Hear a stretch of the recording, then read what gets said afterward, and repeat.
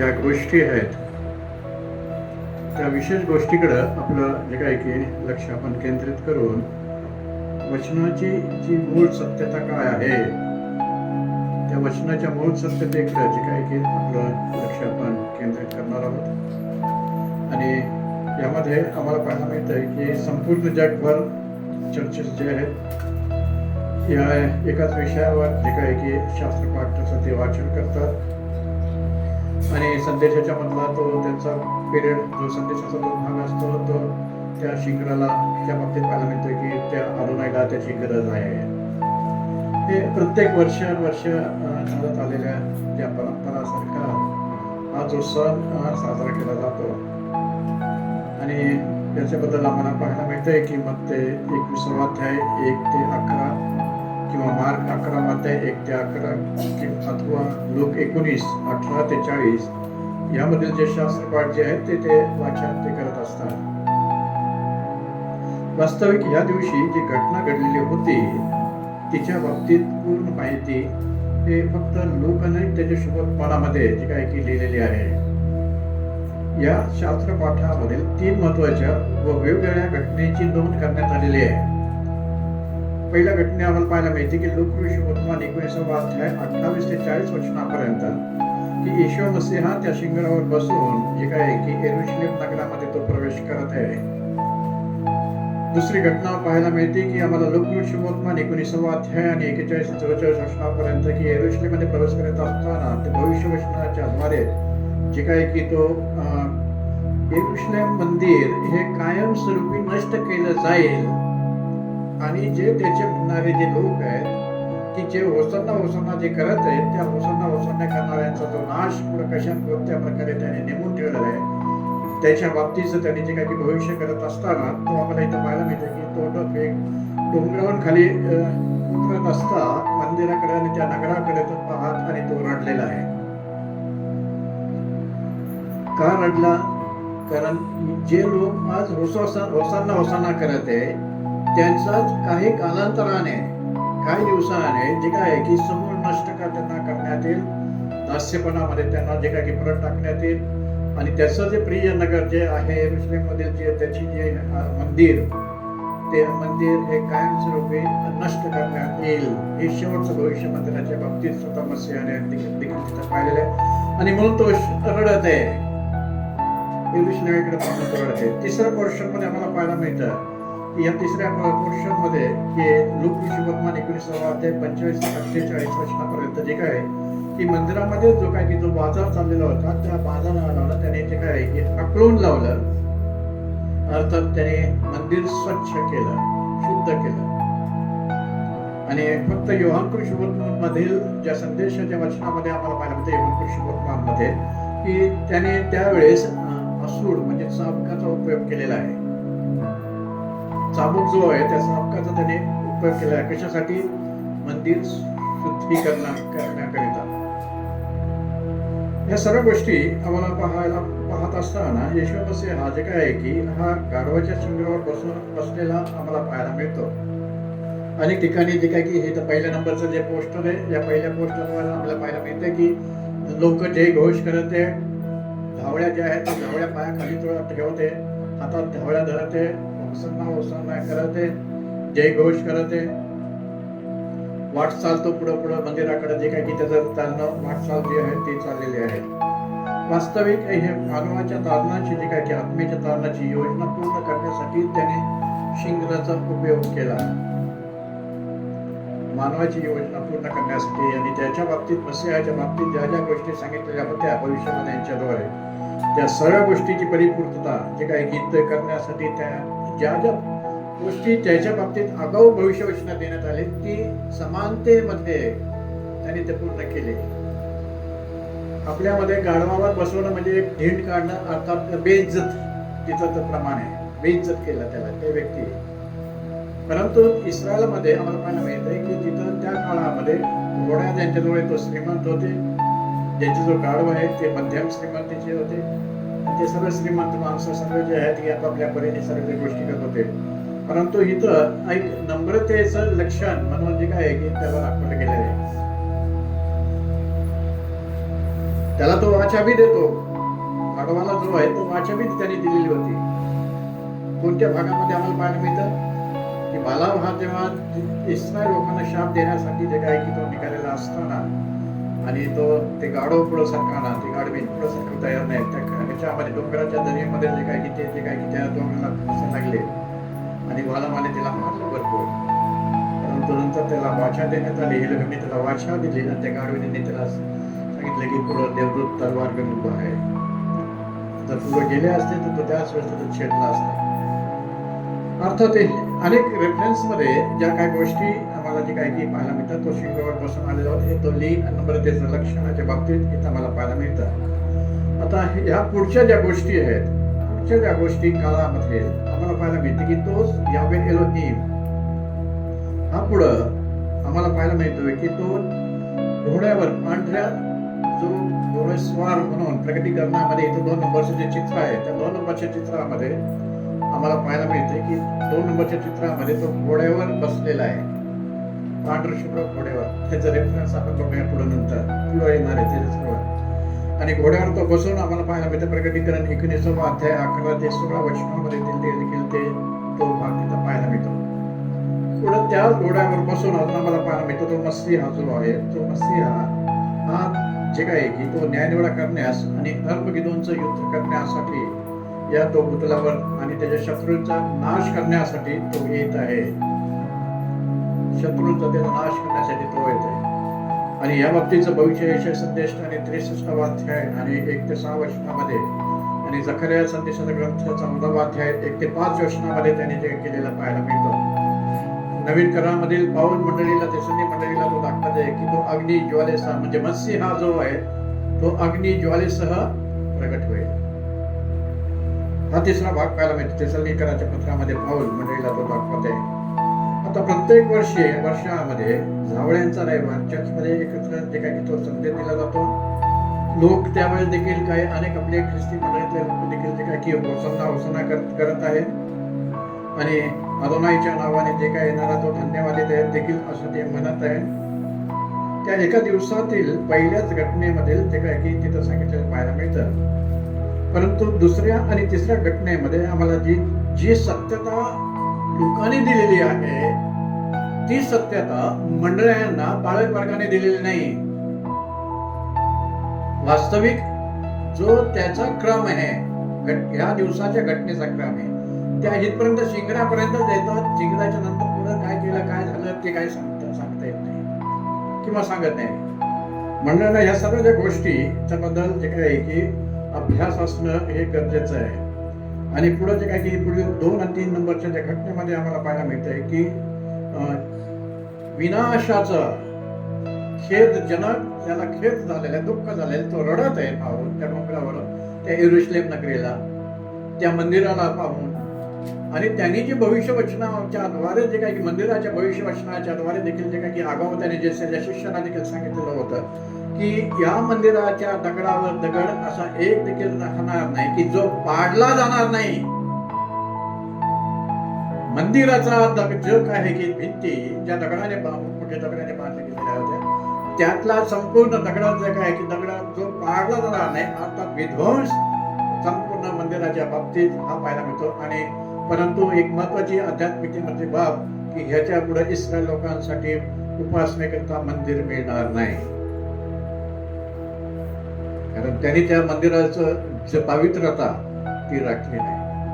आज ख्रिस्ती म्हणणाऱ्या लोकांनी देखील ज्या पवित्र मंदिरामध्ये प्रार्थना करतात त्या प्रार्थना मंदिरामध्ये देखील नाना प्रकारचे राजकीय सगळ्या ज्या काही गोष्टी, राजकारणासारख्या सगळ्या घाणेरड्या सगळ्या गोष्टी ते त्यांच्या जे काय की त्या चर्चेस मध्ये चालू आहे, चढावडी चालू आहे, देवे चालू आहेत, नाना प्रकारच्या जे काय की त्या खुर्चीसाठी त्या जे काय की त्या कमिटी सभासदासाठी जे काय की त्यांच्यामध्ये जे काय की स्पर्धा आहे. आणि अशा स्थितीमध्ये ते मंदिर जे काय की आम्हाला पाहायला मिळते की तिथं मंदिराची पवित्रता तो ठेवत नसल्यामुळं त्यांनी ते मंदिराचा भाग, चर्चचा भाग काढून टाकला आणि त्याने स्वतःच मंदिर हे इंडिव्हिज्युअल एका एक व्यक्तीला त्यांनी केलं. हे प्रार्थनेचं जरी मंदिर आहे, परंतु याच्यामध्ये तो वास करतोय की नाही, त्याची वस्ती करतो की नाही सांगणं कठीण आहे. कारण त्यांनी त्याचं मंदिर स्पष्टपणे दाखवलेलं आहे प्रेषित पौलाच्या माध्यमातून कोरिंथीयांच्या पत्रामध्ये देखील, रोमकरच्या पत्रामध्ये, की तुमचा जो आत्मा आहे त्यामध्ये, तुमच्या देहामध्ये जो आत्मा आहे त्यामध्ये तो वस्ती करतो, ते त्याचं ते मंदिर आहे. कारण मंदिराच्या मध्ये आम्हाला पाहायला मिळतं की सर्व प्रकारच्या बाजारातल्या सर्व ज्या गोष्टी, सर्व गोष्टी झालेल्या होत्या आणि या दुसऱ्या आणि तिसऱ्या घटनेमध्ये आम्हाला पाहायला मिळतं की त्या सर्व भयानक त्या गोष्टी, त्याच्याबद्दल लागणारं जे ज्ञान आहे ते मंडळींना जे काय की पालक वर्गाने दिलेलं नाही. तिथपर्यंत येतात कुठपर्यंत, पहिल्या घटनेपर्यंत शिंगरावर बसलाय, खाली आलाय, लोक जय घोष करत आहे. शिंगराची गरज त्याची गाढवाच्या शिंगराची गरज पडली त्याला, तशी त्याला देखील तुमची गरज आहे. पण तुमची गरज आहे, पण काय करा तुम्ही करत आहे सेवा. त्याला तर त्या वाहून आणले त्याने, तुम्ही कुठं वाहता त्याचं ओझ. आम्ही आमच्याच ओझ्यामध्ये जे काय की दबलं गेलेलो आहे. आमचं ओझ तो घ्यायला तयार आहे, पण तो आम्ही त्याला आमचं ओझ द्यायला तयार नाही. त्यामध्ये जे काय की अजून एक ते महत्वाचा भाग इथं जे काय की आम्हाला पाहायला मिळतो की होसाना हा मूळ हिब्रू जो शब्दाचा अर्थ व त्याची सत्यता काय सांगत आहे. अनेक ठिकाणी जिथं जिथं हा शब्द होसाना जे काय की शब्द वापरला जातो, तो यथार्थ मूळ बिब्लिकल हिब्रूच्या नियमाप्रमाणे चुकीचे अर्थ मंडळांना जे काय की शिकवले गेलेले आहे. पुढे येणारे हा पोर्शन देखील पुढेच आहे आणि मंडळा देखील जे काय की मोठमोठ्याने घोषणा करतात. जसं त्या मंदिरामध्ये बसून हालेलुया हालेलुया करतात, तसं जे काय की मंदिरामध्ये देखील ह्या पाम संडेच्या दिवशी जे काही जावयाच्या रविवार देखील होसाना होसाना करत आहे. त्याचं महत्व काय, त्याचा मूळ अर्थ काय ते तर माहिती नाही. ही संप्रदाय नाहीये. हे उदाहरणादाखल ज्या गोष्टी त्याने त्याच्या जीवनामध्ये केलेल्या येशू मसीहाने त्या नवीन विश्वासणाऱ्या लोकांसाठी ते ज्ञान प्राप्त करून घेण्यासाठी त्या ज्या गोष्टी त्या परत परत जे काय आहे की त्या रुजवल्या जातात किंवा त्याप्रमाणे त्याप्रमाणे ते केले जातात सणवार ह्या दृष्टिकोनातून. परंतु प्रेषित पाऊल देखील जे काय की एक फार महत्वाची बाब जे काय की फिलिप्पीच्या मंडळीला तो दाखवते, त्या फिलिप्पीच्या मंडळीला तो दाखवते की मागील गोष्टीकडे दुर्लक्ष करून पुढील गोष्टीकडे मी लक्ष लावते. मागील ज्या गोष्टी आहेत त्याकडे मी दुर्लक्ष करत आहे. आता त्याची मला आता आवश्यकता नाहीये, पण आता ज्या पुढील होणाऱ्या ज्या काही त्यांनी नेमून ठेवलेल्या ज्या काही गोष्टी आहेत त्या गोष्टीकडे माझं लक्ष केंद्रित असणं अत्यंत गरजेचं आणि जरुरीचं आहे. आणि म्हणून तो म्हणतो की मागील गोष्टीकडे मी दुर्लक्ष करून पुढील गोष्टीकडे आपलं लक्ष केंद्रित करते. आता पुढील गोष्टीकडे लक्ष केंद्रित करते यावेळेस आम्हाला पाहायला मिळतं की कोणकोणत्या पुढल्या गोष्टी आहेत की त्याचा गौरवाने द्वितीय आगमनाचा भाग आहे. मसीहा स्वतः तो येणारे मेघावर आरूढ, त्याचे दिव्य दूताच्या असा पित्याच्या त्या यावे अदोनाईच्या जे काय आहे की त्या गौरवामध्ये तो येणार आहे. त्यानंतर पुढे जे काय की आम्हाला पाहायला मिळतं पवित्र जनांना तो आपल्याकडे वर उचलून घेईल. त्यामध्ये पुढे अजून पाहायला मिळतं की महासंकटाच्या काळाच्या शेवट जे काय आहे की पिरियड मध्ये अनेक जे त्याचे शत्रू आहे, इस्रायलचे शत्रू आहे, त्या सर्वांचा जे काय की नाश करण्यासाठी तो हर्मगेदोनचं युद्ध करणार आहे. आणि हर्मगेदोनच्या युद्धाच्या मध्ये संपूर्ण जगातील जे मानवजात आहे ते पूर्णपणे नष्ट करून टाकणार आहे. अर्थात हर्मगेदोनच्या युद्धाचा जो पिरियड आम्हाला पाहायला मिळतो की ज्या 7वी जी वाटी आहे, पिढीची 7वी वाटी शेवटची, त्या वाटीतली ती घटना, या पुढील होणाऱ्या ज्या गोष्टी आहेत त्याकडे आमचं लक्ष केंद्रित पाहिजे. परंतु त्याकडे आम्ही लक्ष केंद्रित करत नाही. ते माघारी परत येतो. डिसेंबर महिना आला की परत गोठ्याकडे जातोय.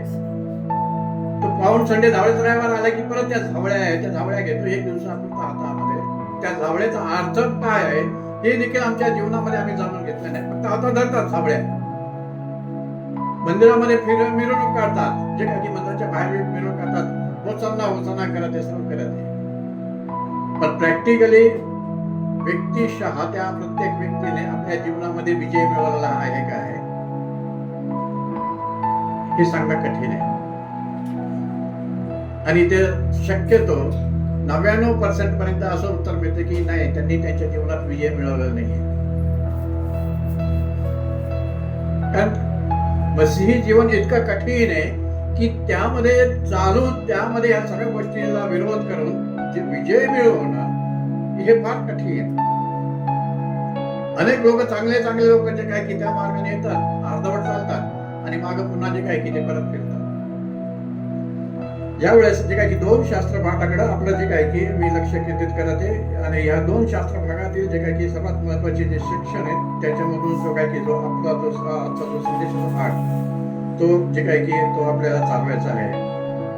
यामध्ये पहिला जो शास्त्रपाठ जो होता ते वाटलेला आहे की त्या डोंगरावरून तो खाली उतरत असताना आम्हाला पाहायला मिळते तो रडत आहे. ते जवळ बघून तो रडत आहे आणि रडत असताना जे काही की आम्हाला पाहायला मिळते की त्याने जे त्याचे दुःखाचे जे उद्गार आहेत ते दुःखाचे उद्गार इथं त्याने ते काढलेले, त्याला दुःख झाले आणि इथं जे काय की इथं आनंद करत आहे. इथं दुःखाचे त्याने उद्गार काढलेले आहे. येरुशलेमे येरुशलेमे, संदेशाचा घात करणारे व तुझ्याकडे पाठवल्या धोडमार करणारे, जशी कोंबडी आपली पिल्ल पंखाखाली एकवटते तसे तुझ्या मुलाबाळांना एकवट करण्याची कितीदा तरी माझी इच्छा होती, पण तुमची इच्छा नव्हती. पहा, तुमचे घर तुम्हावर सोडलेले आहे.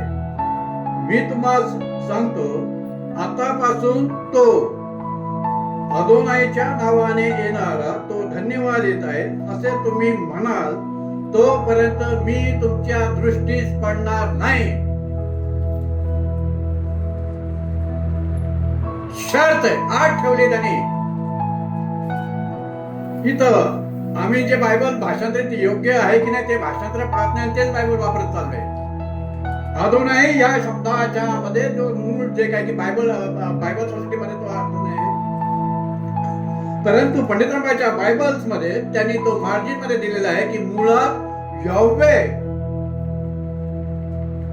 अर्थात ते वचन अशा प्रकारे आहे की मी तुम्हाला सांगतो की आतापासून तो यहोवेच्या नावाने येणारा तो आशीर्वादित आहे असे तुम्ही म्हणाल, तोपर्यंत मी तुमच्या दृष्टीस पडणार नाही. अर्थात मसीहा हा परत येत आहे असताना जर इस्रायल लोकांनी त्याला यहोवे अर्थात पिता म्हणून पुत्राला जर मान्यता दिली, त्याला जे काय की त्याचा स्वीकार केला, तर तो परत त्यांना दिसेल, नाही तो त्यांना तो दिसणार नाही. मी तुमच्या नजरेस पडेल. तो यहोवे आहे. जरी मसीहा आहे, येशू मसीहा आहे, मानवी देह जरी धारण केला तरी तो यहोवे स्वतः आहे. फिलिप्पी म्हणत आहे की तो आम्हाला पिता दाखव, परंतु तिथं आम्हाला पाहायला मिळते की त्याला तो सांगत आहे की फिलिप्पी, मी इतका समय तुझ्या बरोबर असून तू मला कसा म्हणतो की पिता तू मला दाखव, कारण मी आणि पिता एक आहे. अर्थात तो यहोवे आहे. त्याने त्याच्या जे काय की यावेच्या योजनेप्रमाणे मानवाच्या तारणासाठी त्यांना जे काय की त्याने पाठवून दिलेला असताना देखील त्या इस्रायल लोकांनी त्याचा जो पुत्राचा किंवा मसीहाचा येशू मसीहा त्याने जे काय की तारणारा म्हणून स्वीकार केला नाही आणि अजून बी नाही. आणि म्हणून ते मंदिर बांधण्याच्या मागे लागलेले आहेत. अजून येरुशलेम मंदिर जे काय की पुन्हा जे काही तिसरा असो किंवा चौथा असो ते बांधण्यासाठी ते काही इस्रायल लोक प्रयत्न करत आहेत. परंतु शास्त्रीय लेखातील नियमाप्रमाणे आम्हाला पाहायला मिळते की ते मसीहासाठी ते मंदिर नसून जो अँटी मसीहा जो आहे, जो अँटी क्राइस्ट जो येणार आहे त्याच्यासाठी तो देव म्हणून ते त्यामध्ये बसण्यासाठी जे काही ते मंदिर बांधलं जाणार, ही सत्यता आहे. दुसरा जो शास्त्रपाठ आम्हाला पाहायला मिळतं की लूकासुवर्तमान 19 अध्याय आणि 41 ते 44 वचनापर्यंत जे काही की जो शास्त्रपाठ आहे तो इथं जे काही की आपण बघूया. लूकासुवर्तमान 19 अध्याय 41 ते 44 वचनामध्ये, मग तो शहराजवळ आल्यावर त्याच्याकडे पाहून त्याकरिता रडत म्हणाला, जर तू होय तूच निदान आज शांतीच्या गोष्टी जाणून घेतल्या असत्या तर किती बरं झालं असतं. परंतु आता त्या तुझ्या दृष्टीपासून गुप्त ठेवण्यात आलेल्या आहेत. कारण पुढे तुला असे दिवस येणार आहेत की त्या तुझे शत्रू तुझ्या भोवती मेंढीकोट उभारतील व तुला वेढतील व तुझा चोहीकडून कोण मारा करतील. तुला व तुझ्या मुलाबाळांना धुळीच मिळवतील आणि तुझ्यावर दगडावर दगड राहू देणार नाही. कारण तुझ्यावर कृपादृष्टी केल्याचा समय तू ओळखला नाहीस. तुमच्यावर ख्रिस्ती लोकांवर देखील त्याने जी कृपादृष्टी केलेली आहे होती त्या कृपादृष्टीचा समय तुम्ही लोकांनी देखील ओळखून घेतला नाही. ओळखला असता तर म्हणून तुम्ही त्याचे सेवक वैशिष्ट्य म्हणून जे काही कार्य करत असता. कार्य नाही, सेवा कार्य नाही, आम्ही त्याची कृपा जाणून घेतले नाही. तिथं तो स्पष्टपणे पाहायला मिळतो. तो रडत आहे, शोक करत आहे. मूळ हिस्ट्रीकार जे काय की योसेफ जो आहे हिस्ट्री इतिहास का त्याचा तो तिथं दाखवते. या 19 जे काय की इसवी सन मध्ये मला पाहायला मिळतं की मसीहाने भविष्य जे काय की 36 जे काय की जवळजवळ काही 36-40 वर्षाच्या पिरियड मध्ये 36 ते 40च्या पिरियड मध्ये केलेलं जे काही भविष्य ते पूर्ण झालेलं पाहायला मिळतं. रोमचा जो सेनापती टायटस संपूर्ण त्याने येरुशलेमला जे काय आहे की 145 दिवस वेढा दिलेला होता. कारण त्या वेढा देण्याचं कारण असं होतं की त्याच्या ज्या सीमा भिंती ज्या होत्या त्या इतक्या मोठ्या आणि जबरदस्त त्याने बांधलेल्या होत्या आणि ते खालसा करण्यासाठी ते पाडण्यासाठी आम्हाला पाहायला मिळते की त्यांना जवळजवळ पुष्कळ दिवस लागले.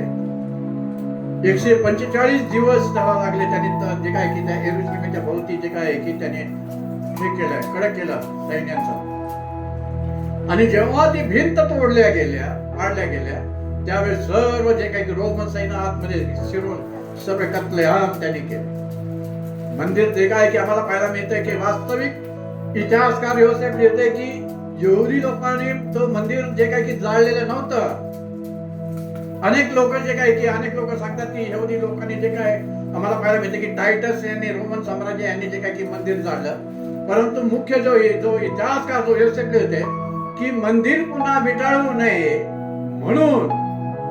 कारण याच्या आधी ख्रिस्तापूर्वी 163 च्या कालावधीमध्ये रोमचा जो अँटिओकस नावाचा जो सेनापती होता तो स्वतः मंदिरामध्ये बसून त्या विधीवर त्यांनी डुकराचं अर्पण करून त्याने जे काय की स्वतःची त्यावेळेस येरुशलेम वाल्यांकडून जे काय की देव म्हणून त्याची पूजा करून घेतली होती.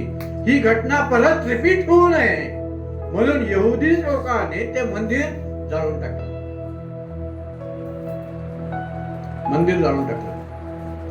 आणि नंतर पुढे आम्हाला पाहायला मिळते की जेव्हा सर्व सैन्य आतमध्ये घुसले तेव्हा ते सर्व जे काय की नांगर फिरवल्यासारखं सर्व जे काय की त्यांनी ते पाडून टाकलं. तो निदान शांतीच्या गोष्टी जाणून घेतल्या असत्या तर किती बरं झालं असतं. आज कुठं काही आम्ही शांतीच्या गोष्टी जाणून घेतल्या. आमच्या घरामध्ये अशांतता, आमच्या प्रत्येकाच्या आत्म्यामध्ये जे काय की अशांतता आहे. सर्व क्रांतिमय आणि अशांततामय जीवन आम्ही जगत आहे. चर्च मध्ये गाणं गातो आम्ही, शांती खरी हरवून शोक किती करत आहे, तरी देखील आमचे डोळे उघडत नाही. आम्ही वायफळ शब्दाचा प्रयोग आम्ही करत आहे. आध्यात्मिकतेमधील या सर्व गोष्टी ज्या महत्वाच्या त्या तुम्ही महत्व न दिल्यामुळे तुम्ही या सर्व गोष्टीपासून वंचित होणार. शांतीच्या गोष्टी जाणून घेतल्या असतं तर किती बरं झालं असतं.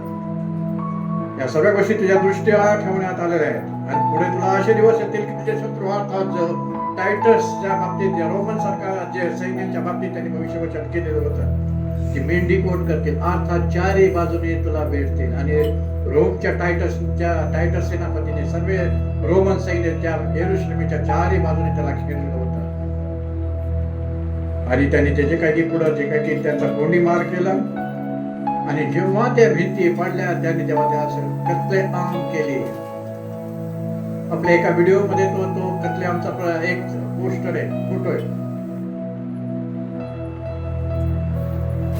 जे टायटसने त्यावेळेस जे काही इस्माईल जे कत्लेआम केले, लहान बाळ बघितले नाही, मोठे बघितले नाही, बुजुर्ग जे वयोवृद्ध लोक बघितले नाही, परंतु त्याने जे काय आहे की तलवारी जे काय चालवल्या त्या सरसकट चालवल्या, कारण त्याप्रमाणे ते भविष्य त्या मसीहाने केलेलं होतं. तुला व तुझ्या मुलाबाळांना धुळीच मिळवतील. आणि मंदिराच्या बाबतीत भविष्य वचन सांगितले की तुझ्या दगडावर दगड तो राहू देणार नाही, कारण कृपादृष्टीचा जो समय तो ओळखला नाही, ओळखून घेतला नाही. भयानक स्वरूप आहे हे आजच्या दिवसाचं हे चित्र. फक्त हातामध्ये होसाना होसाना घेऊन चालून फायदा नाहीये. मूळ सत्यता काय आहे त्या सत्यतेकडे जे काय की लक्ष केंद्रित करणं हे अत्यंत महत्वाची ही बाब तिथं आम्हाला पाहायला मिळते. ज्यांनी होसाना होसाना केलेला आहे, जे हातामध्ये सावळ्या घेतलेल्या आहेत, त्यांना आणि त्यांच्या मुलाबाळांचा जे काही कत्लेआम तिथं त्याने जे काय की रोमच्या सैन्याने केलेला होता. काय फायदा झाला त्या होसाना करून त्यांनी? आज देखील अनेक ख्रिस्ती लोक, ख्रिस्ती मंडळामध्ये चर्चेसमध्ये जे काय आहे की नामधारी ख्रिस्ती लोक, अनेक लोक सावळ्या घेऊन होसाना होसाना करत असतील. काय फायदा आहे त्यांना? त्यांचा तो होसाना आहे हे करू. होसाना या मूळ हिब्रू शब्दाचा अर्थ तरी काय हे ते त्यांना माहिती नाही. परंपरा तो चालत गेलेल्या शब्दाप्रमाणे अनेक लोक होसाना होसाना करत आहे. जरी त्याच्या मागे ते होसाना होसाना जरी करत होते, परंतु ते स्वतःचा विनाश टाळू शकले नाही. तुम्ही कितीही होसाना होसाना त्याची प्रार्थना करा, काय करा, पण पुढे त्याने नेमून ठेवला जो काय तुमचा नाश आहे, विनाश आहे, तो विनाश तुम्ही टाळू शकत नाही. मसीहाच्या मागे ते चालत होते. का चालत होते? आपल्याला अनेक कारण माहिती आहेत की लोक समुदाय मसीहाच्या मागे का चालत आहे. यामध्ये जे काय की आम्हाला काय गोष्टीमध्ये पाहायला मिळत आहे की पोटभर अन्न मिळत होतं. आमचे लोक जे काय की बिना पैसा देऊन, वैद्याला पैसा न देता जे काय की फुकट ते बरे होत होते, मुक्त होत होते. आम्हाला कोणतरी राजा चांगला पाहिजे आता या रोगच्या साम्राज्यातून सोडवण्यासाठी, रोगच्या तावडीतून सोडवण्यासाठी. म्हणून ते राजा म्हणून जे काय की मसीहाला ते पाहत होते की आता ह्याला राजा केलं तर फार चांगल्या प्रकारे आपल्याला चांगले दिवस येतील. अनेक वेगळ्या प्रकारचे कारणाच्या द्वारे ते लोक त्याच्या मागे चालले होते, परंतु शेवट त्यांनी त्यांची मूळ जात दाखवली. त्या गुरुवारच्या रात्री, शुक्रवारी, की त्याला जे काय की अनेक लोक तिथं जे होसाना करणारे लोक होते ते तिथं जे काय की उभा राहू, त्याला वधस्तंभावर खेळा, त्याला वधस्तंभावर खेळा म्हणून ते ओढ लागले. तेच लोक की जे आज होसाना करत आहे, 4 दिवसांनी ते जे काय आहे की पिलात त्याच्या समोर त्याला जे काय की ते सांगत आहे की ह्याला कशाला खेळा, वधस्तंभावर खेळा. हे जग आहे असं. त्याचप्रमाणे आम्ही पाहतो होसाना या मूळ हिब्रू शब्दाची सत्यतेचा अर्थ काय आहे हे कोणीही इतरांनी जे काय की सांगितलेले नाही, किंवा मूळ धार्मिक हिब्रू शब्दानुसार जे काही पाहणं अत्यंत महत्वाची बाब आहे. धार्मिक मूळ हिब्रू प्रमाणे आम्हाला पाहायला मिळते की होसाना करत राहणं याचा अर्थ की मुळात ही एक प्रार्थना आहे. आणि ही प्रार्थना आम्हाला पाहायला मिळते की यावे अदोनाय किंवा एलोहिम, आम्ही तुला विनंती करतो की आता आमचे तू तारण कर. जरी 3 अक्षराचा जे काय की 3 अक्षर त्याच्यामध्ये, 3 शब्द त्याच्यामध्ये, पण ते इतके भयानक प्रकारचं हिब्रू मध्ये ज्या गोष्टी राहतात, आपल्यासारख्या विस्तारित त्या गोष्टी होत नाही. थोडक्या शॉर्ट शब्दामध्ये ते सगळ्या गोष्टी ते काय की ते त्याच्यामध्ये ते हे करतात. आता इथं जी काय की आम्हाला पाहिलं ते प्रार्थना करत आहेत यावे अदोनाय, परंतु त्यांनी खरोखर येशू मसीहाला यावे अदोनाय म्हणून पिता म्हणून मान्य केलं का त्या लोकांनी? तो एलोहिमचा पुत्र आहे म्हणून जे काय की आम्हाला पाहायला मिळते की त्याला जे काय की धोंड मारता करण्यासाठी ते निघाले होते. तो स्वतःला देव म्हणतोय म्हणून देखील त्याला धोंडमार करण्यासाठी निघालेले. आता इथं परफेक्ट तो दाखवते की यावे जो आहे अदोनाय, आम्ही तुला विनंती करतो की तू आमचं वास्तविक तिथं पिता जो आहे, हा पिता या हिब्रू होसाना या शब्दाच्या द्वारे तिथं तो पाहायला जातो. परंतु मुळावता तिथं येशू मसीहा आहे तो तिथं. परंतु त्या येशू मसीहाचा त्याने स्वीकार केलेला नाही. पहिली गोष्ट, त्याला त्याचा पुत्र बनण्यासाठी देखील ते तयार नाही. त्याला तो पिता म्हणून जे काही की मानण्यासाठी देखील तयार नाही. आणि ह्या सर्व ज्या गोष्टी जे काही की इथं आम्हाला पाहायला मिळतात की ह्या मूळ अर्थामध्ये ते जे काही की तो आता आमचं जे काही तारण कर आणि अनेक सर्व तज्ञांचं मत जे काही की तो हा जो अर्थ आहे होसानाचा, हा मूळ अर्थ लुप्त झाला किंवा लुप्त करण्यात आला. लुप्त याचा अर्थ नाहीसा. हा जो मूळ अर्थ आहे तो नाहीसा करण्यात आला. आणि पुढे ह्या होसाना या शब्दाला जो दुसरा अर्थ त्यांनी जे काही की दाखवलेला होता की हा स्तुतिवाचक उद्गार काढलेले ते शब्द आहे म्हणून जे काही की ते त्यांनी तो तिथं जोडला. स्तुतिवाचक म्हणतात ना काही पाळे वर्ग, ते होसाना घेऊन त्याची काय करू लागले, स्तुती करू लागले. हे उद्गार वाचक जो आहे तो चुकीचा आहे. मूळ जो अर्थ आहे की हे यावे अदोनाय किंवा एलोहिम, आता तू आमचं काय कर, तारण कर.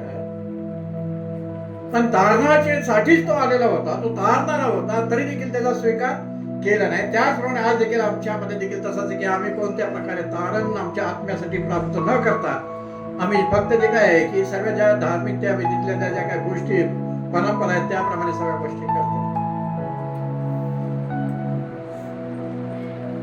उद्गारवाचक हा शब्द त्यांनी तो काढलेला आहे, परंतु उद्गारवाचक नाही, तिथं विनंती प्रार्थना आहे.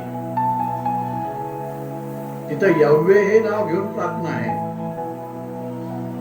आणि पुढे जे काय की तिथं पुढे जे पाहायला मिळतं की मत्तई आणि मार्क मध्ये या दोन शुभवर्तमानमध्ये तो शब्द वापरलेला आहे, परंतु लुकाने हा शब्द गाळलेला आहे.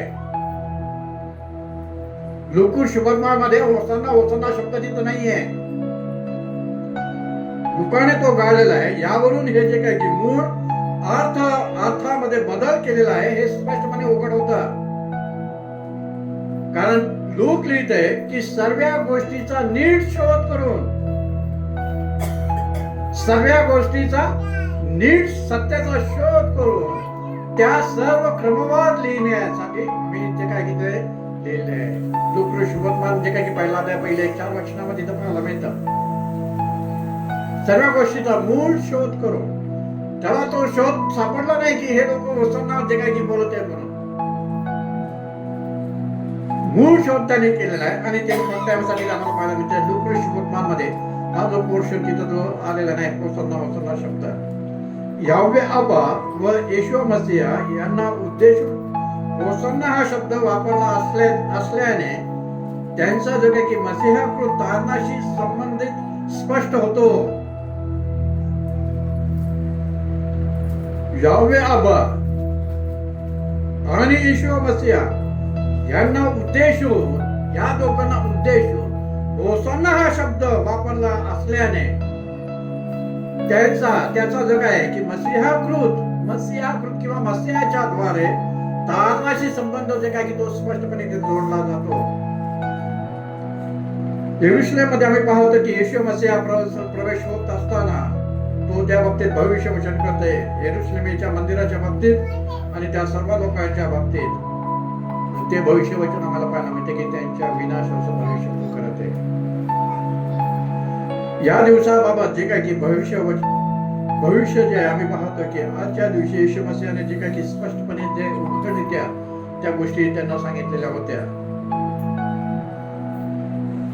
इथं जो मत्तई 23 आणि 39 हे जे मूळ वचन जे आहे आजचं आपल्या मनाचं हे वचन आम्हाला पाहायला मिळते की मूळ हिब्रू शब्दामधून ते आपण पाहणार आहोत.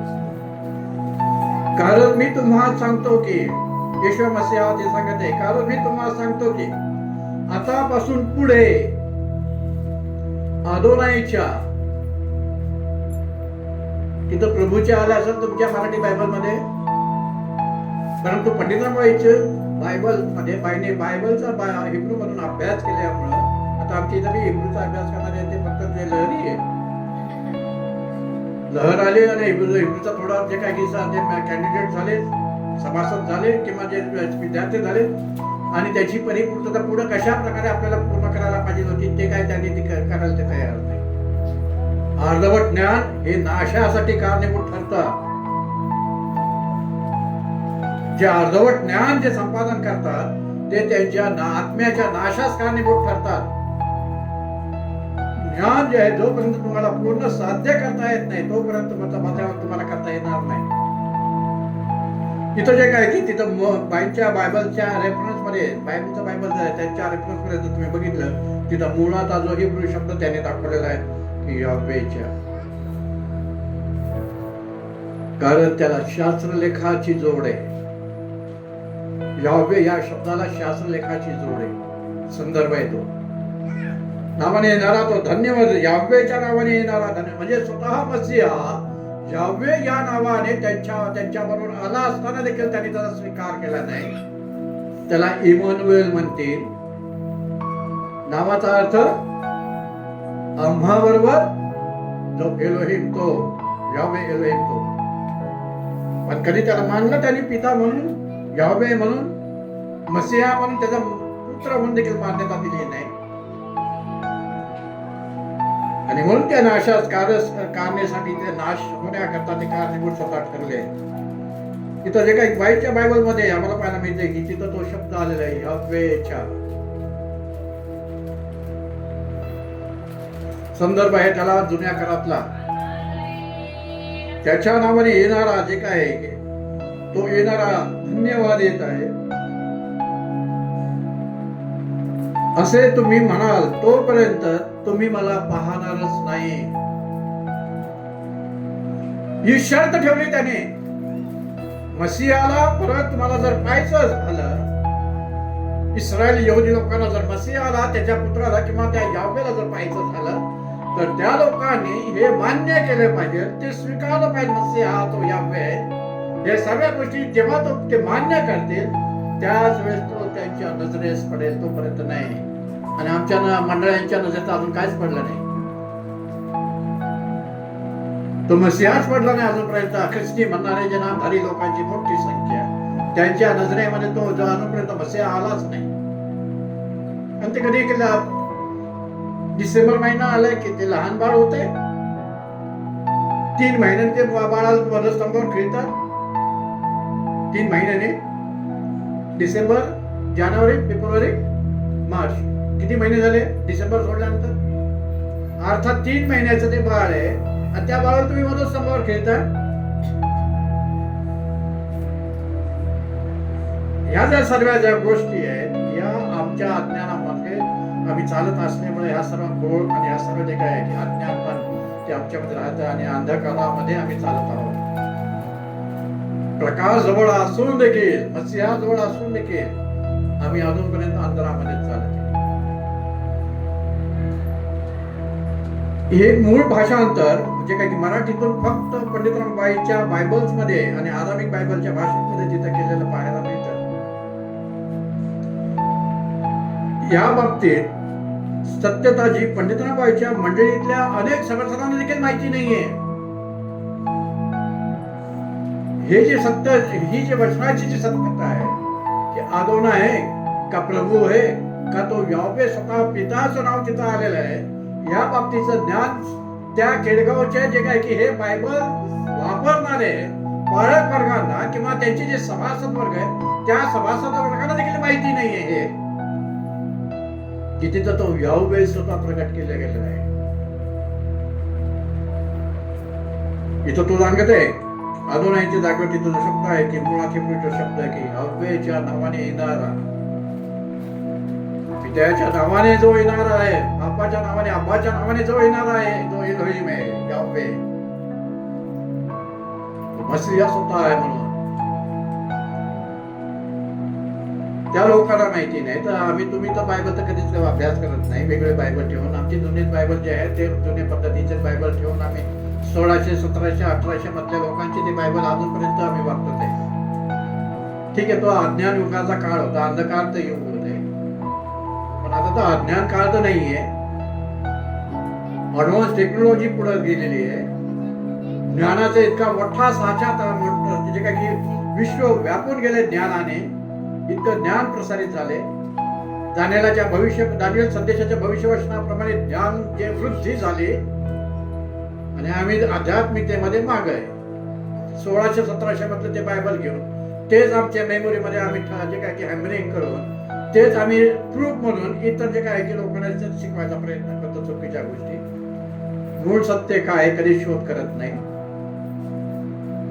चुकीच्या गोष्टी सगळ्या आम्ही करत नाही. त्यांना देखील माहिती नाही.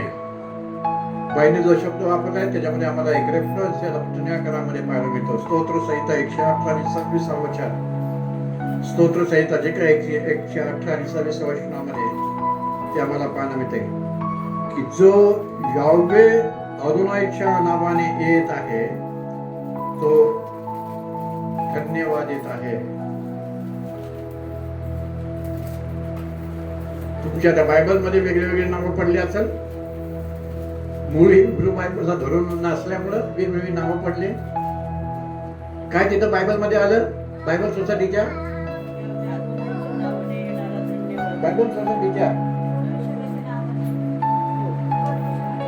ते विचारत आहे मी. अर्थात परमेश्वराच्या नावाने, शंकराच्या नावाने तिथं तो वापरते शब्द. बायबल सोसायटी तिथं शंकर तिथं दाखवते त्यांचा की ज्या ब्राह्मणाने ते भाषांतर केलं विलियम केरीच्या. दुसऱ्या बायबल मध्ये अजून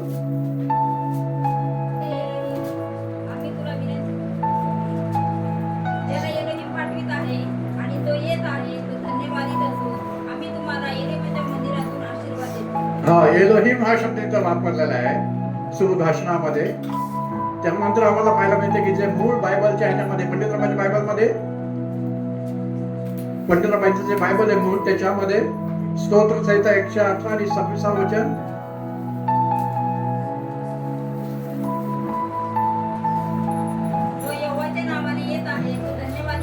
हा हे पर्यंत जो यहोवेच्या नावाने येत आहे तो धन्यवादित असो. संदर्भ आहे. पिता तो दर्शविते, पुत्र जो मसीहा जरी तो आहे, पुत्र देखील आहे, परंतु तो यहोवे आहे स्वतः. पुत्राचं स्वरूप त्याने धारण केलं यहोवेने स्वतः. नीतिसूत्रामध्ये शर्मोनाला जे प्रकटित झालं त्यामध्ये तो दाखवते की यहोवेने स्वतः त्या पुत्राचं स्वरूप धारण केलं. अर्थात पुत्र देखील तोच आहे आणि पिता देखील तोच आहे. या सर्व ज्या गोष्टी आम्हाला जे काही तिथं पाहायला मिळतात. परंतु हे वचन अर्थात एक शर्त आहे, ती अट आहे. ही अट त्यांनी ठेवलेली आहे. या बाबतीत कोणीही जे काही अभ्यास केलेला नाहीये. कारण ते फक्त गाढव, शिंगरू आणि होसांना चुकीचा शब्दाचा अर्थ जे काही वापर करणं, होसांना बोलणं तिथपर्यंत हे केले. इथं जे काय की महत्वाची बाब आम्हाला पाहायला मिळते की ही एक महत्वाची शर्त आणि अट आहे. स्वतः मसीहाने तिथं लोकरोध शिकवतो जे काही मत्ते पुस्तकामध्ये ठेवलेली होती की तुम्ही जोपर्यंत यहोवेच्या नावाने येणारा धन्यवादित किंवा धन्यवादित जो आहे असं तुम्ही म्हणत नाही कोणाला, येशू मसीहाला, तोपर्यंत मी तुमच्या दृष्टीस पडणार नाही. तोपर्यंत मी ही आग शर्त ही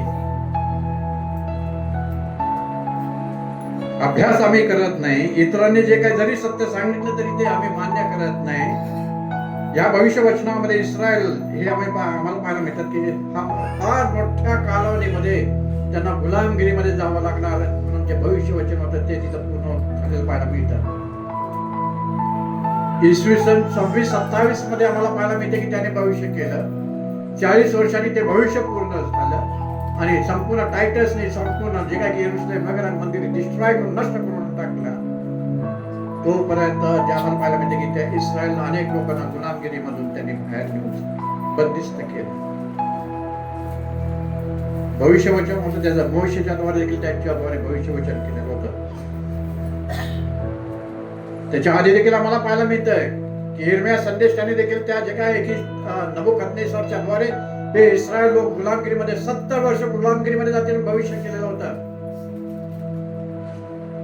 अब्राहमाला त्यांनी भविष्यवचन सांगितलं की तुझ्या संतानाला मी 400 वर्ष परराष्ट्राच्या बंदिवासात ठेवेन.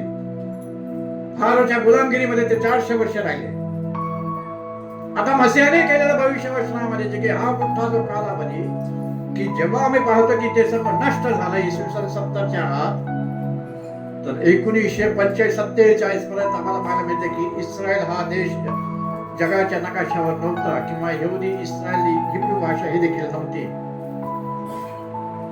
इतका मोठा भयानक प्रकारचा तो समय त्यांच्यासाठी तो नेमून ठेवला त्या लोकांनी.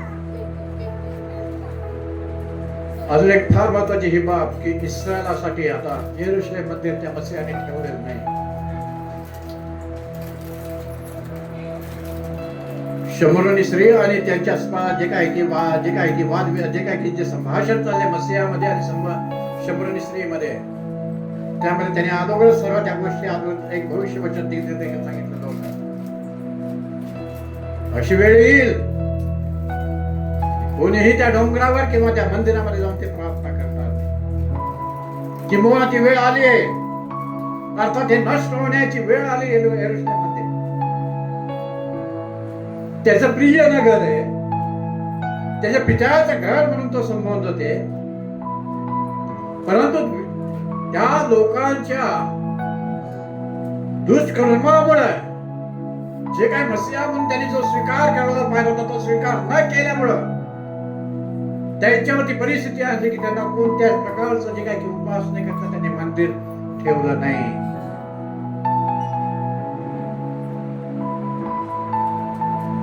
चार भिंतीमध्ये राहणार त्याला तो मंदिर राहू शकत नाही. शलोमोन प्रार्थना करते की जे मी मंदिर बांधलं त्यात तू कसा मावशील? आकाश अंचन आकाश यामध्ये तू न मावणार आहे आणि हे मी चार भिंतीचं जे काही भिंतीचं जे बांधलेले मंदिर यामध्ये तू कसा मावशील? परंतु त्याला तिथं जे आश्वासन देते की या गोष्टी या मंदिरामधून प्रार्थना मंदिरामधून ज्या प्रार्थना केल्या जातील त्याच्याकडे माझं लक्ष लागले राहतील आणि माझे कान लागलेले राहतील. पण ते कान नंतर त्याने लक्ष सोडून टाकलं, कारण ते लोक तितके काबिलियत नव्हते की त्याची प्रार्थना करण्यासाठी. योहान शुभवर्तमानमध्ये मसीहा म्हणतो की पापी लोकांची प्रार्थना तो एलोहिम ऐकत नाही. आम्ही किती पाप करत आहे, मिनिटाला नाना प्रकारचे पाप करत आहेत, लबड्या करत आहे, खोटं बोलत आहे, सगळं जे काय की ज्या गोष्टी करायला पाहिजे त्या गोष्टी आम्ही करत नाही. चांगलं करणं समजत असून ते करायला आम्ही तयार नाही. याकोबाच्या पत्राप्रमाणे काय दाखवतो याकोबाच्या पत्रात? चांगलं करणं समजत असून जो तो करत नाही तर ते पाप करतो. चांगल्या गोष्टी आम्ही करत नसल्यामुळे आम्ही पाप करत आहे हे आम्हाला देखील आम्ही विसरलेलो. की तो जे काय की ह्यामध्ये भागामध्ये आम्ही पाहायला मिळतं की त्यांना त्यांचं उपासना करता जे काय की स्वतःचं मंदिर देखील राहिलं नाही. त्या भिंतीकडे जे काय की ते मंदिरात ती सीमा भिंत जी आहे त्या पश्चिमेकडली तिकडे ते तोंड करून तिथं प्रार्थना करतात. हे इतिहासामध्ये स्पष्ट पाहायला मिळतं. आणि या गुलामगिरीमधून त्यांना सोडवेल या बाबतीचं भविष्यवचन जे काय की मोशेने देखील केलेलं होतं ह्या सध्याच्या इस्रायल लोकांच्यासाठी. मोशेने त्याचं भविष्यवचन केलेलं होतं की तेव्हा यहोवे तुझा एलोहिम तुझे पाडावपण फिरवेल आणि तुझ्यावर करुणा म्हणजे कृपा करेल आणि तो फिरेल. आणि यहोवे तुझा एलोहिम याने ज्या लोकांमध्ये तुला विखुरलेले त्या सर्वातून तो तुला फिरून गोळा करेल. अनुवाद याचा 30वा अध्याय 3ऱ्या वचनामध्ये मोशे सांगत आहे. अनुवादाचा जे ग्रंथ जो आहे 30वा अध्याय 3ऱ्या वचनामध्ये दाखवते मोशे की यहोवे एलोहिम जो आहे की तुझा पाडा पण फिरवून टाकेल, तुझ्यावर कृपा करेल. कारण इस्रायल लोकांनी कृपा जी मसीहाच्या द्वारे करण्यात आलेली होती ती कृपा त्यांनी स्वीकारली नाही. कृपेचा समय त्यांनी जाणून घेतला नाही. आता येशू मसीह हा जो आम्ही पाहतो की जो स्वतः यहोवे एलोहिम आहे, आता तो सिंहावर बसून येणार नाही. मागील गोष्टीकडे दुर्लक्ष करून पुढील होणाऱ्या सगळ्या गोष्टीकडे आपलं लक्ष केंद्रित मी करत आहे म्हणून पाऊल सांगत आहे. आमची देखील जे आम्हाला देखील ह्याच गोष्टी आमच्या जीवनामध्ये करायच्या आहेत की पुढील होणाऱ्या ज्या गोष्टी आहेत त्या पुढील होणाऱ्या गोष्टीकडे आमचं जे काय की लक्ष आम्ही केंद्रित केलं पाहिजे. मंडळात केंद्रित करत नाही. संप्रदाय रीतिरिवाज याद्वारे परत परत ज्या काय की फिरून फिरून त्याच गोष्टी वर्ष ते करत राहतात. तो शिंगरावर बसून येणार नाही. शास्त्रलेखात त्यांनी नमूद केल्याप्रमाणे पांढऱ्या कुडावर म्हणजे काय की तो बसून पृथ्वीवरील लोकांचा तो न्यायनिवाडा करणार आहे. आणि त्याचे जे शत्रू आहेत, इस्रायलाचे जे शत्रू आहेत, त्या सर्वांच्या बरोबर धर्मगिन्यांच्या युद्ध तो करणार आहे म्हणून आम्हाला पाहायला मिळतं. आणि हे बाब इस्रायल लोकांना माहिती आहे. असं नाही की त्यांना हे ज्ञान नाहीये. शास्त्री पुरुषांना देखील माहिती होते. म्हणून एकीकडे मसीहा देखील तो त्यांना तो सांगत आहे की ज्ञानाची किल्ली तुमच्याजवळ देऊन देखील तुम्ही स्वतः आत गेले नाही आणि दुसऱ्याला देखील प्रतिबंध केला. आता आमच्याकडे फुकट दिले त्याने म्हणून आम्ही सर्वांना फुकट देते. हे सर्व फुकट आम्हाला त्यांनी दिले, फुकट आम्ही देते. फुकट मिळालं फुकट द्या. पण त्याचं मोल आहे काय? महत्व आम्ही देतो का त्याला? कारण फुकट मिळालेल्या गोष्टीच्या वस्तूच्या बाबतीत आम्हाला महत्व जे काय की ते योग्य वाटत नाही. महत्व देत नाही आम्ही फुकट मिळालेल्या गोष्टीच्या बाबतीत. तो युद्ध करणार, तो योद्धा आहे म्हणून जो काही तो स्वतः तो येते. यामध्ये आता जे काय की एक सर्व जे शास्त्रपाठ जे आहेत आजच्या या विषयाचे ते यावेळेस आपण पहिला पाहणार आहोत.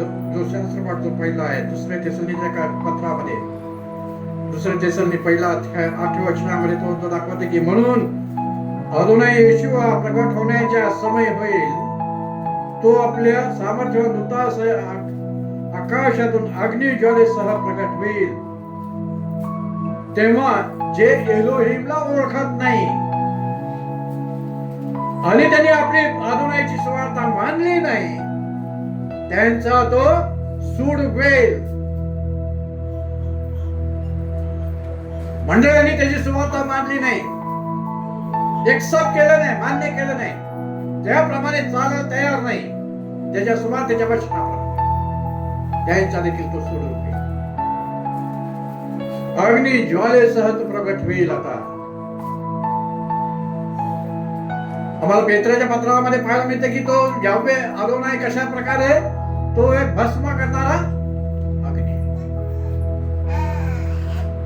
अर्थात तो यावे या नावाने येते, अर्थात तो अग्नि ज्वालेसह मत्स्या तो परत येते. अग्नि ज्वालेसह तो प्रकट होते. कशासाठी? आपल्या दूतांच्या सहज काय आकाशातून तो येणार आहे. आणि जे एलोहिमला ओळखत नाही किंवा त्या एलोहिम म्हणून ज्यांनी त्याचा गौरव केला नाही, रोमकरांच्या पत्राप्रमाणे पाऊल म्हणते की ज्यांनी त्या एलोहिमच्या बाबतीचं ज्ञान असून देखील त्याला त्याचा गौरव ज्यांनी केलं नाही,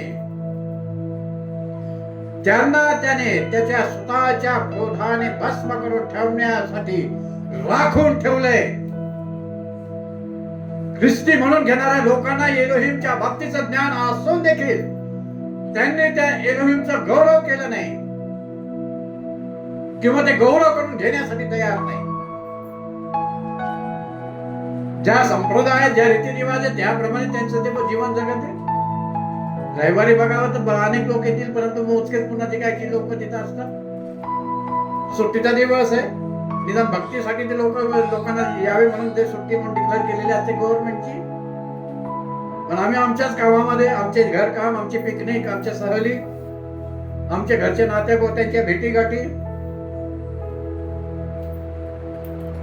आम्ही त्याचा गौरव करत नाही. आणि म्हणून तो पावलाच्या त्या रोमकरच्या पत्राप्रमाणे ते सर्व असे जे आहेत त्यांनी त्याच्या क्रोधासाठी राखून ठेवले ते लोक आहेत. इथं फार कठीण असा तो भाग इथं पाहायला मिळतो. तो अग्नी ज्वालेसह जे काय की तो प्रकट होईल.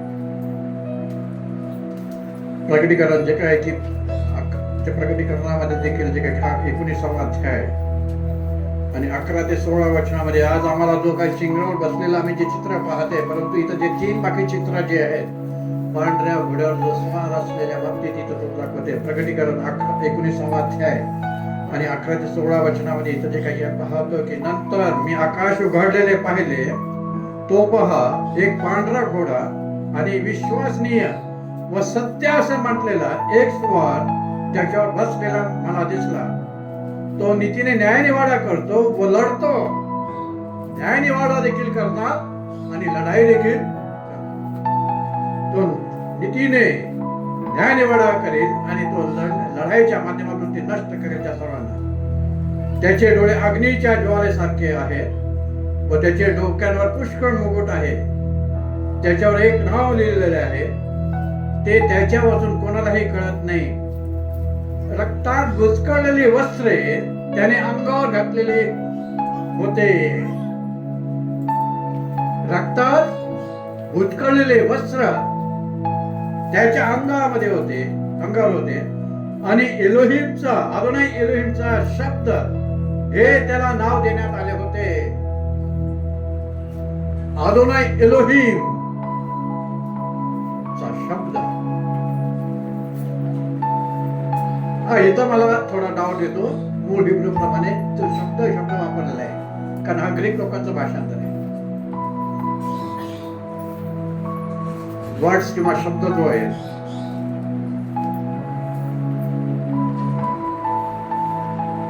थोडा आपल्याला रिपीट नेते. एक 5-10 वर्षाच्या आधी जो झालेला सेक्शन योहान कृष्णवर्तमान पहिला अध्याय आणि 1 ते 4 वचनामध्ये जे काही पहिल्या वचनामध्ये आम्हाला पाहायला मिळतं काय तिथं त्या वापरले ग्रीक लोकांनी शब्द. प्रारंभी शब्द होता, शब्द देहास होता आणि शब्द देव होता. परंतु मूळ आरामिक आणि मूळ हिब्रू मध्ये सर्व अस्तित्वात येण्यापूर्वी मसीहा होता.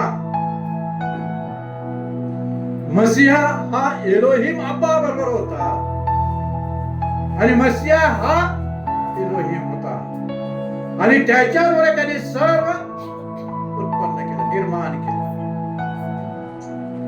किती मोठा फरक आला. आता आमच्यासारखे अभ्यास करत आहे म्हणून आम्ही तुम्हाला दाखवतो, पण बाकीचे नॉर्मल जे असतात ते लोक तेच दाखवणार शब्द आहे म्हणून. मसीहा योहान कृष्णवर्तमान पहिला अध्यायाने जे काय की 40-41 वचनामध्ये जिथं पाऊल जे काय ह्याला सिमोनाला जो त्याचा भावला तो सांगते की आम्हाला मसीहा हा भेटला. ख्रिस्त नाही, मसीहा हा भेटला. आणि त्या योहान कृष्णवर्तमानाच्याच पुढामध्ये आम्हाला ब्रॅक कंसामध्ये त्याला तो शब्द दाखवलाय म्हणजे ख्रिस्त. कोणता कंस दाखवलाय? गोल कंस. गोल कंसाचा अर्थ काय त्या खुलासामध्ये की प्रत्येक बायबल स्टेटमेंट तयार करत असताना, लिहित असताना काय काय महत्वाचे चिन्ह तिथं वापरले जातात आणि त्या चिन्हाच्या द्वारे आम्हाला जे काय की तो अभ्यास करावा लागतो.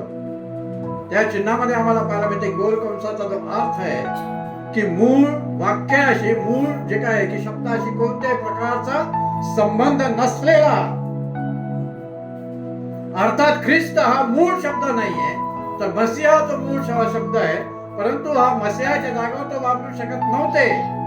मूळ वाक्याशी किंवा शब्दाशी संबंध असलेला खुलासे वजा करण्यासाठी तो वापरलेला शब्द होता, जे काय की मसीहाच्या जागेवर तो ख्रिस्त.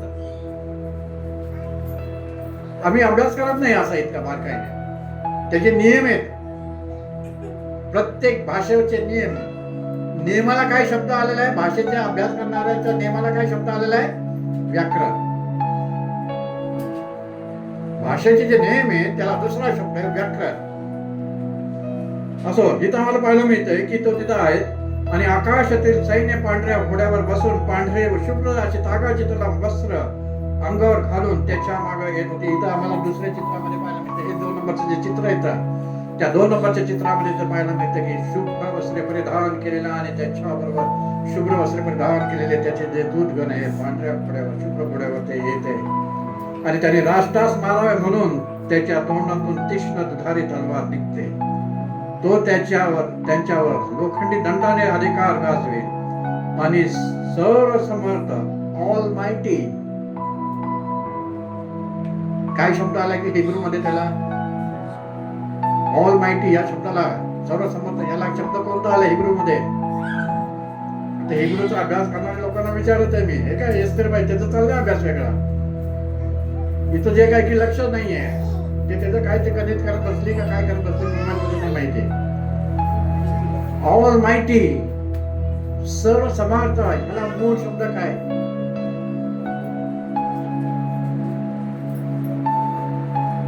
अभ्यास तुमच्याजवळ व्हिडिओ भरपूर आहेत आपल्या OBSW चे, जे जुना करारातील जे काय आहे की जे जुन्या कराराचा video part number subject number 2 आणि पार्ट नंबर 1 मध्ये त्याचा सर्व शब्द आलेले आहेत.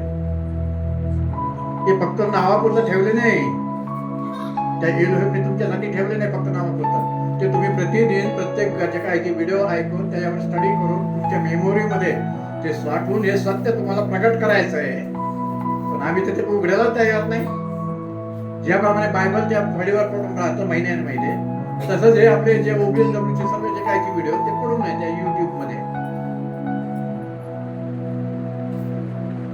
अभ्यास करत नाही. सर्व समर्थ याला कोणता हिब्रू शब्द आहे? ऑल माइटी, इंग्रजीमध्ये तो शब्द त्याला तो एलोहिम त्याचे तीव्र क्रोधरूपी द्राक्षरसाची कुंड तोडवेल आणि त्याच्या वस्त्रावर व त्याच्या मांडीवर राजांचा राजा आणि अदोनायचा अदोनाई हे नाव लिहिलेले आहे. राजांचा राजा आणि अदोनायचा अदोनाई हे नाव त्याने लिहिलेले पाहायला मिळतं. 13 वचनातला संदर्भातला तो शिक्षा, 13 वचन, रक्तात बुचकळलेले वस्त्र त्याच्या अंगावर होते. रक्तात बुचकळलेले वस्त्र त्याच्या अंगावर होते. यशायाचा ग्रंथ 63वा अध्याय 1 ते 6 वचन. यशाया संदेशाचा ग्रंथ 63वा अध्याय 1 ते 6 वचन. अधोमाहून येत आहे हा कोण? लाल भडक वस्त्र लिहून वस्त्राहून येत आहे हा कोण? आपल्या वस्त्र भारणाने भूषित होऊन आपल्या पराक्रमाच्या आडव्यात डुलत येत आहे हा कोण? जो धर्माने बोलणारा, जो धारण करण्यास समर्थ, तो मी आहे. तुझ्या पोषकाला लाली कुठून? तुझे वस्त्रात द्राक्षकुंड तोडवणाऱ्यासारखे का? मी एकट्याने द्राक्षकुंड तोडवले, माझ्या बरोबर अन्य राष्ट्रातील कोणीही नव्हते. मी त्याला आपल्या क्रोधाने तुडवले, मी त्यास आपल्या संतापाने रगडले, त्यांचे रक्त माझ्या वस्त्रावर ओढले, माझे सर्व वस्त्रावर डाग पडलेले आहेत. कारण सूड घेण्याचा दिवस मी आपल्या मनात योजलेला होता. माझ्या उद्धारकर्त्याचे वर्ष आले आहे. मी पाहिले ते कोणी सहाय्य करता नव्हता, कोणाची अनुमती नव्हती, म्हणून मी विस्मित झालो. तेव्हा माझ्या बाहूने मला सहाय्य केले आणि माझ्या संतापाने मला आधार दिला. मी आपल्या क्रोधाने राष्ट्रास तुडविले, मी त्यास आपल्या संतापाने च्या मध्याने बेहोश केले व त्यांचे रक्त भूमीवर वाहिले. हर्मगिदोनचं युद्ध प्रगटीकरणामध्ये त्या रक्ताचे जे काय की कत्लेआम, त्या हर्मगिदोनचं युद्ध मसीहाने जे कत्लेआम केले त्या रक्ताचा पाठ किती लांब पर्यंत केलेला आहे? 606 संख्या आलेली तिथं. जे कत्लेआम मसीहा तो करणारे आता या दिवसात पुढे, या पुढील काही दिवसामध्ये हर्मगिदोनच्या लढाईमध्ये कत्लेआम करणारे त्या सर्व कत्लेआम झाले लोकांच्या रक्ताचा जो पाठ आम्हाला इथं पाहायला मिळतो. 606 हिब्रू शब्द आहे. किती फुटे काय आहे ते तुम्ही कॅल्क्युलेशन करा घरी गेल्यावर. दुसरा भाग अजून एक आम्हाला पाहायला मिळतो की मसीहा कशा प्रकारे येईल. यहोवे या नावामध्ये मसीहा जो येते तो कसा आणि कोणत्या प्रकारे येईल याच्या बाबतीत देखील जे काय की आम्हाला इथं जे काय की इथं पाहायला मिळतं पण त्याच्या आधी अजून एक भाग आपण पाहूया. एचकेल संदेशाचा ग्रंथ 7वा अध्याय 5 ते 9 वचन. एचकेल संदेशाचा ग्रंथ याचा 7वा अध्याय 1 ते जे काय की 5 ते 9 वचनापर्यंत आपण शास्त्रपाठ पाहूया. अदोनाय याह्वे म्हणतो, पहा विपत्ती, अपूर्व विपत्ती येत आहे, अनंत आला आहे, तो तुझ्यावर जागृत झालेला आहे. पहा तो येत आहे, देशातल्या रहिवाश्या तुझी घडी भरली आहे, काळ आलेला आहे, दिवस समीप आलेला आहे. डोंगरावर हर्ष नव्हे तर धुमाकूळ होणार आहे. आता मी आपल्या संतप्त क्रोधाचा तुझवर सत्वर वर्षाव करेन. मी आपल्या क्रोधाची परिपूर्तता तुझ्यावर करेन. तुझ्या आचरणाप्रमाणे तुझा न्याय करेन व तुझ्या सर्व अमंगल कृत्याचे प्रतिफळ तुला देईन. मी तुझ्या कृपादृष्टी करणार नाही. मी तुझी गय करणार नाही, तर तुझ्या आचरणाचे फळ तुला देईन. तुझ्या अमंगल कृत्याचे फळ तुला देईन. तेव्हा तुला समजेल की मी याह्वे अदोनाय तुला सोडणार मारणार आहे. याह्वे अदोनाय जो आहे तो मी तुला जे काय की मारणार आहे. शेवटचा शास्त्रपाठ देखील आपण बघूया. जकर्या संदेशाचा ग्रंथ. तो मसीहा कशा प्रकारे कोणत्या प्रकारे तो आता येते. जकर्या संदेशाचा ग्रंथ 14वा अध्याय 1 वचन आणि त्यानंतर 1 वचनापासून तर पुढे जे काय की 4 वचनापर्यंत घेऊया. 1 ते 4 वचन. एचकेल संदेशाचा ग्रंथ याचा 14वा अध्याय 1 ते 4 वचनापर्यंत. पहा याह्वे अदोनायचा दिवस येत आहे. त्या दिवशी तुझी लूट तुझ्या वस्तीत वाटून घेते. यरुशलेमेबरोबर चढाई करून यावे म्हणून मी सर्व राष्ट्रात जमा करेन. ते नगर हस्तगत करतील, घरे लुटतील, स्त्रियांना भ्रष्ट करतील. अर्धे नगर बंदिवासात जाईल, तरी अवशिष्ट लोक नगरातून नाहीसे होणारच नाही. तेव्हा याह्वे अदोनाय पुढे सरसावे. पूर्वी युद्धासमयी ज्या प्रकारे त्याने युद्ध केले त्या प्रकारे त्या राष्ट्राबरोबर तो युद्ध करेल. आणि त्या दिवशी यरुशलेमे समोर पूर्वेस असलेल्या जैतुनाच्या झाडाच्या डोंगराला त्याचे पाय लागतील. तेव्हा जैतुनाचा डोंगर पूर्व पश्चिम दुभागून मध्ये खोरे उत्पन्न होईल. अर्धा डोंगर उत्तरेकडे व अर्धा डोंगर दक्षिणेकडे सरकेल. अदोनाय मसीहा जो आहे तो जे काय की पिता म्हणून जे काही याह्वे अब्बा म्हणून जो तो पूर्वी ज्याप्रमाणे त्याने युद्ध केलं त्याप्रमाणे तो देखील या शेवटच्या काही दिवसामध्ये आता या दिवसामध्ये तो येते. गय करण्यासाठी नाही, दया करण्यासाठी नाही, तारण करण्यासाठी नाही. कारण तारणाचा समय या आताच्या लोकांनी जाणून घेतला नाही. त्याच्या मंडळाने देखील तो तारणाचा दिवस जाणून घेतला नाही. कृपादृष्टीचा समय देखील ओळखून घेतला नाही.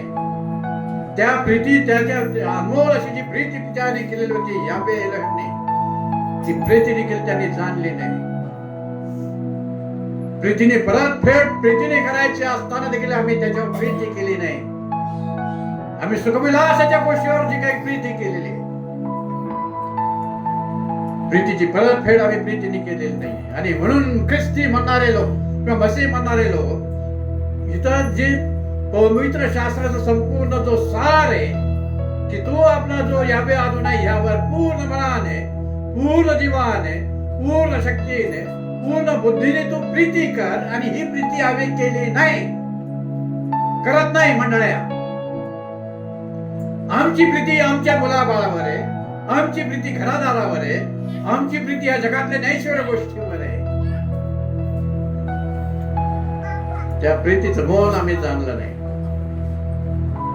ही प्रीती अनमोल अशी जी प्रीती त्याने त्याच्या मुलगा जो येशू मसीहाद्वारे ती प्रकट केलेली होती, तिचं देखील आम्ही जे काही त्या प्रीतीचं स्मरण आम्ही ठेवलं नाही किंवा ती प्रीती जाणून घेतली नाही.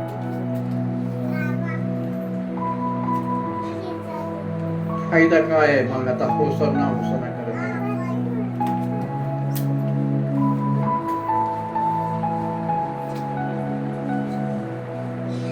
मसीहा जे काय की आम्ही पाहत आहे या शेवटच्या काळामध्ये जेव्हा इस्रायल लोक त्यावेळेस जे काय की त्या मसीहाला येशू मसीहाला यहोवे म्हणून मान्य करतील, त्याचा स्वीकार करेल, त्याच वेळेस तो यहोवे अदोनाई जो मसीहा जो आहे तो त्यांना त्यांच्या डोळ्यासमोर दिसेल. आज तुम्ही मसीहा किंवा ख्रिस्ती म्हणून घेणारे जोपर्यंत हे कबूल करत नाही किंवा मान्य करत नाही, त्या सर्वांना मसीहा किंवा ख्रिस्ती म्हणून घेणाऱ्या तुम्हा प्रत्येकाचा विनाश त्यांनी राखून ठेवलेला आहे. डोंगरावरून जे काय आहे की होसाना होसाना करत आलेले, आरडाओरड करत आले. कोणी आपल्या जे काय आहे की धगे काढलेले त्यांच्या गाडवणीच्या पायाखाली जे काय आहे की पाय घड्या म्हणून पसरवलेले, झाडाच्या फांद्या आणल्या की जे काय की त्या पाया काढून त्याने दिलेले, हातामध्ये झावळ्या घेऊन होसाना होसाना करत आहे. अवघ्या 26 ते 30 वर्षाच्या मध्ये, 30-40 वर्षाच्या मध्ये त्यांच्या मुलाबाळासकट अनेकांचा नाश झाला. तसाच नाश या ख्रिस्ती म्हणणाऱ्या लोकांचा देखील आहे, त्यांच्या मुलाबाळांचा देखील नाश असाच आहे. तुझ्यावर प्रीती केल्याचा समय तुम्ही ओळखला नाही, जी कृपादृष्टी तुमच्यावर केलेली होती, कृपेमध्ये तुम्ही तुमचं तारण साधून घेण्यासाठी इतका अनमोल स्वतःचा अर्पण त्यांनी जे काही की ते केलेला असताना देखील तुम्ही ते मान्य केलं नाही. अर्थात विनाश कडे सर्व मंडळ्या चाललेल्या आहेत.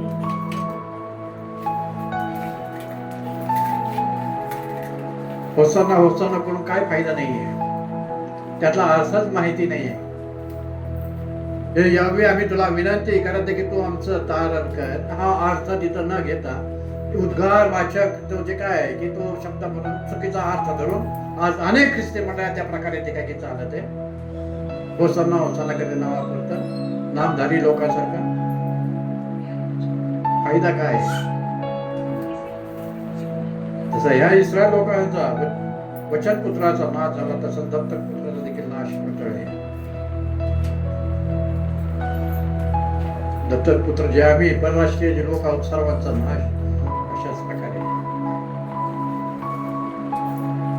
जे कृपा आणि जी प्रीती त्याने केलेली होती त्याचा समय आम्ही जाणून घेत नाही, स्वतःच्या आत्म्याचा देखील विचार करत नाही. आमच्या आत्म्याला तारण प्राप्ती करून आम्ही घेतलेले अनेकांनी. अजून एक महत्वाची बाब की हातामध्ये झावळ्या घेणं हे विजयाचं प्रतीक आहे. प्रकटीकरण 7 अध्याय 9-10 वचनामध्ये तिथं ते विजयाचं प्रतीक दाखवलेलं आहे. शुभ्र वस्त्रे परिधान केलेले, हातामध्ये झावळ्या घेतलेले, आकाशामध्ये जो समुदाय, लोकांतरित झालेला पवित्र जनाचा जो समुदाय हातामध्ये झावळ्या घेतलेले आहे. आणि तिथं दाखवते की ते विजयाचं प्रतीक आहे, की ज्यांनी विजय मिळवलेला आहे त्याचं ते प्रतीक आहे. आम्ही विजय मिळवलेला आहे का आमच्या जीवनामध्ये? आम्ही जे काय आहे की स्वतःची फसवणूक करून घेतो आणि त्या एलोहिमला देखील फसवण्याचा प्रयत्न करतो हातामध्ये झावळ्या घेऊन, की आम्ही विजय मिळवलेला आहे. स्वतः फसतोय, त्या एलोहिमला देखील आम्ही फसवण्याचा प्रयत्न करतो, परंतु तो एलोहिम फसणार नाही. तुझ्या कृत्याचे प्रत्येकाचे कृत्याचे फळ देण्यासाठी तो येते म्हणून आम्ही पाहिलेलं आहे. हेच संदेशात सांगत आहे. तुमच्या प्रत्येक दुष्ट कृत्याचे फळ तो तुम्हाला देण्यासाठी तो येते. निभाव लागणार नाही मंडळांचा त्याच्यासमोर. त्या मसीहाच्या कृपेच्या काळामध्ये तुम्ही आहात म्हणून चर्च मध्ये जे काय की तुम्ही चर्च म्हणून पुन्हा बाहेर जिवंत जाता. तो पित्याचा काळ असता तर मंदिरामध्ये तुम्ही अशा प्रकारच्या सर्व ज्या गोष्टी करतात आणि जे काय की लबाड्या अशा प्रकारे करतात, एक देखील जे काय आहे की ते आम्हाला पाहायला मिळते की एक देखील जिवंत राहिला नसता मंदिरामध्ये, सर्वांना मारून टाकलं असतं. त्याच्या आज्ञेचा भंग, त्याच्या जे काय आहे की त्याच्या विरोधात सगळ्या गोष्टी करणं मंदिरामध्ये देवी, मग ती याचकाची किंवा बाळकाची मुलं का असना, कोणत्या दोन मुलांनी तिथं जे काय की याजकपणाचं काम करत असताना जे काय की चुकीचा अग्नी तिथं जे काय की नियमाप्रमाणे जो अग्नी तिथं कंटिन्यू ठेवायला पाहिला होता, तो अग्नी न ठेवता बाहेरचा अग्नी आणून तो मंदिरामध्ये अग्नी लावलेला, तो पेटवला. आणि आम्हाला पाहायला मिळते की तिथं अग्नी तर यावे अडवण्याचा अग्नी फुलकला आणि त्यांनी त्या दोघा याचकांना तिथंच मंदिरामध्ये मारून टाकलं. लबाड्या देखील आम्ही लोक करतोय मंदिरामध्ये.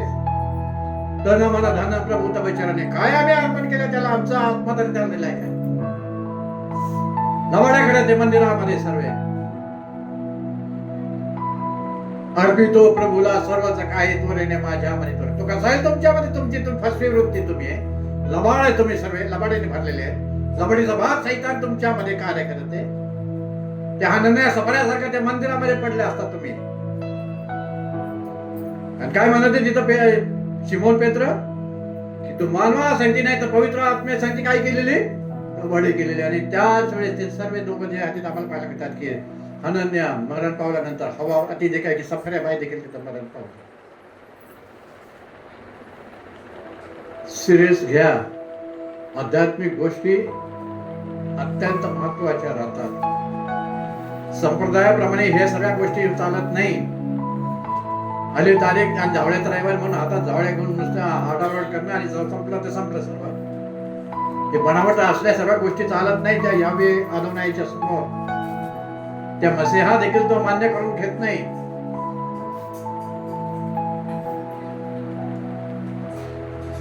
इथं आम्ही पाहतो की या शेवटच्या काळामध्ये आम्ही राहत असताना पावलासारखं आम्ही आमचे पुढील होणाऱ्या गोष्टीकडे लक्ष केंद्रित केलं पाहिजे. की तो येते आता हरमगिदोनच्या सारखं तो युद्ध करते. रक्ताने त्याचे वस्त्र इथे देखील दाखवले, लाल रंगाचे त्याचे वस्त्र दाखवले 3 आणि 4 नंबरच्या ह्याच्यामध्ये सेक्शन मध्ये फोटो मध्ये रक्ताने त्याचे वस्त्र लाल दाखवले गेलेले पोस्टर मध्ये देखील. तो भय करणार नाही म्हणून तो सांगते, नष्ट करून टाकेल. अधोरायलो सर्व जे काही झावळे हातात घेतलेले तो बसणार नाही. आजच्या दिवसातील ह्या तिन्ही घटना अत्यंत महत्वाच्या आहेत. आम्हाला जे काय आहे की आमची झोप उडवणं, आम्हाला शुद्धीवर आणणं, याकरिता ह्या 3 महत्वाच्या घटना या लोकांनी लिहिलेल्या आहेत. लागोपाठ 3 महत्वाच्या घटना की तो शिंगरावर बसून आहे, ते नम्र लीन आहेत मानवाच्या तारणाची योजना पूर्ण करण्यासाठी. त्यामुळे डोंगरावर खाली यरुशलेमकडे उतरत असताना तो पाहते त्या नगराला आणि त्या मंदिराला आणि तो रडत आहे, रडत रडत तो शोक करत आहे, तिथे विलाप करत आहे. कारण पुढील दिवसामध्ये काही दिवसामध्ये ह्या सर्वांचा तो काय करणार आहे? नष्ट करून नष्ट करून टाकण्याची त्यांनी योजना ठेवलेली होती. आता देखील तीच नष्ट करण्याची योजना आम्ही बघितली एस्केल संदेशाद्वारे.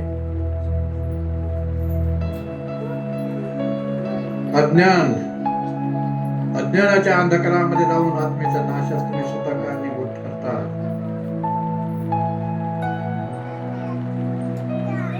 अज्ञानाच्या अंधकारामध्ये राहून आत्म्याच्या नाशास तुम्ही कारणीभूत ठरा.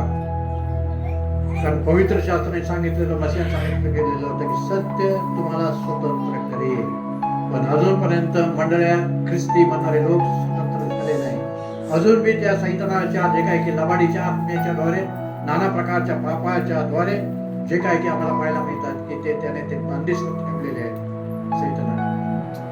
त्यामुळे ते स्वतंत्र होऊ शकत नाही. आणि म्हणून स्वतंत्र असलेले सत्याचं ज्ञानाचं वचन ते स्वीकार करत नाही.